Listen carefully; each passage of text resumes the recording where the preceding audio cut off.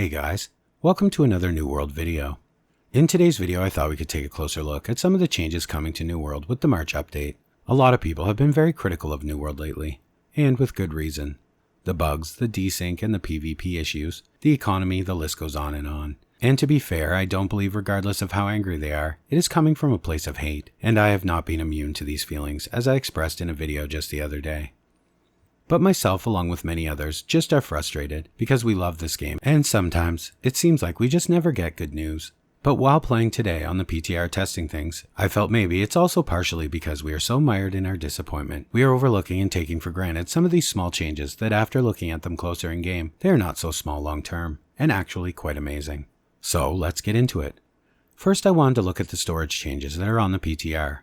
Now I know everyone knows about this, but even though I knew, when I actually logged in and tried it out, wow, it's amazing how huge it really is. The ability to transfer stuff between settlements changes everything in terms of ease of access of materials, finding things you are looking for, storing your alternative sets. So many things you can now do instantly that would before be a headache. How many times did you take down a trophy, then fast travel to another town to hang it up somewhere else, completely forgetting that it went into the storage, not your bags, and now you have to go back? Maybe I was the only one that dumb, but still, this is no more thanks to this. Now, one thing people told me that they saw other streamers and YouTubers advise is to pull their chests on live and sell them, as they will be trivial now with the change. I don't know about you, but I'm a hoarder. I farm a lot and save a lot of materials, especially food items and regions, so I'm not sure why anyone would do that. I mean, I get it.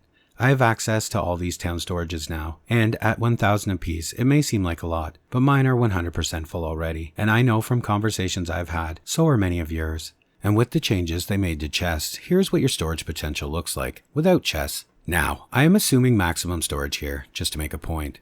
So your home regions will be 300 rating for those regions.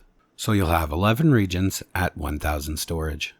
And 3 regions if you own homes at them at 2,625 storage. This will give you a total maximum storage potential of 18,875 weight. Not horrible, but not unlimited. As we know, a few stacks of iron ore, or iron hide, will fill that weight up quite fast. Now let's have a look at with chests after the patch. So once again, we will have 11 regions at 1,000 per. And 3 regions where you own a home at 6,625 per, each with golden bound chests. That's a total of 30,875 potential storage weight. That is a massive increase. Because not only did they give us access to all the storages from one town, they also doubled the storage bonus a chest offers at each tier. So please don't sell your chests. You will probably regret it if you do. This storage change is amazing though. I can't tell you how much time and headache this will save me. While on the topic of houses, I am in love with the new tier 4 houses that have been added to Reekwater and Ebonscale. I am definitely going to be moving one of my home locations after this patch. So let's have a look at them. So the Ebonscale home is massive, with a very Asian theme. The house would look amazing decorated with the jade furniture. The view is just crazy also. This is probably my favorite house in the game now.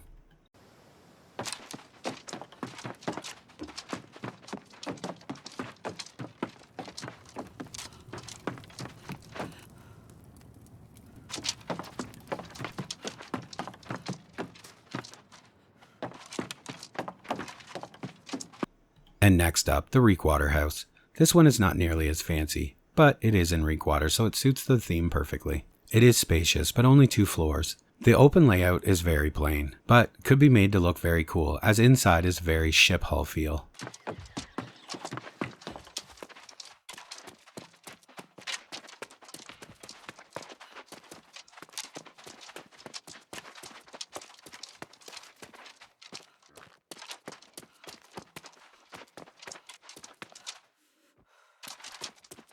One thing I want to stop and point out in this house is this. Am I the only one that thinks the inside of this house, like the way that they have designed the textures, looks like I'm in a house in Borderlands? I don't know, but it feels like I'm playing Borderlands in this house. Anyways, I don't love this one as much as Ebonscale, but I like Ebonscale, so I'm biased. They both are much nicer than the current houses in the central towns for sure. Which brings us to the next amazing change I'm happy about. If you like these new homes, and plan to move, after the patch you will be able to, without as much cringe when you abandon your old house, because now you will get back 50%. This is an amazing change that honestly should have been in since day one, but I am so happy it is in now. if you were smart when you bought your first home and waited to buy the Tier 4 in Windsor to Everfall or wherever, you will actually be breaking even now, as you only paid 50% for it and are getting 50% in a refund now on the purchase price, not the discounted purchase price you paid. So that's going to be a huge bonus for some people. The next amazing change I'm happy about was to the faction NPCs. You now receive a massive 5x bonus to the amount of faction tokens you receive for your first 3 missions per day. This is an amazing change for everyone. It will make buying your Tempest orbs each day easier, and if you are a fresh 60, you will get a bonus Gypsum orb for doing a quick 5-minute faction run in Great Cleave or wherever, because they have added 1 Gypsum orb for 7,000 tokens to the shop. Speaking of Tempest, that brings me to another thing added this patch that I love. Not so much it specifically, but what it could mean for the future. They have added a daily quest to the Gate of Tempest. This daily quest will award you with a Gypsum orb and an equipment chest, but no ordinary chest. This chest contains powerful loot, umbral shards, and even a chance at a free key to run it again. Having daily quests instead of mindlessly grinding Gypsum from mobs is a much more fun way of doing it. I hope they expand on this idea. And as an added bonus, if you are working on your expertise still, you not only get bumps from running Tempest, from the Gypsum for completing Tempest, but also from the chest and the Gypsum orb from the daily from Tempest. Seems they are really trying to streamline the Gypsum expertise system. Another change I wanted to point out was the change to the arena keys, which is important, because they have greatly increased the amount of rewards and quality of rewards from the arena chests on completion. The amount of materials required to craft an elite arena tuning orb has been reduced. They now require 3 stones, down from 5, and 3 of the orb-specific materials, Firefox, Fancy Shells, and Glowing Swamp Moss, down from 5. Now on top of that, if you want to grind the elites in the surrounding areas around the arenas, these elites will now have a chance to drop keys as loot. So now you could go with a group and farm a pile of keys to grind your expertise out now in these arenas, if you have not worked on your stone cutting. And the final change I wanted to look at today was in regards to this patch note.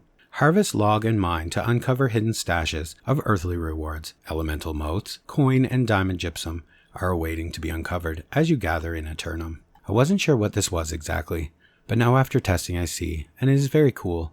The Christmas presents, then the berry bags we got, and now a sack from harvesting.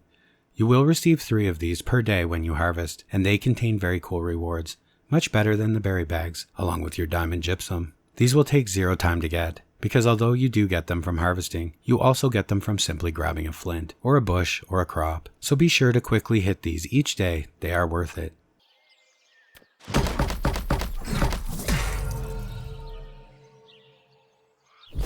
Anyway guys, there's a ton more changes that I will cover in another video in order to keep this one from going too long. I am very happy about a lot of these changes, and although I recognize there are still a ton of problems, I do not want us to forget or overlook the good also.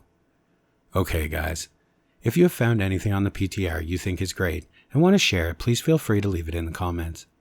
And as always guys, thanks for watching, and I will see you in the next one.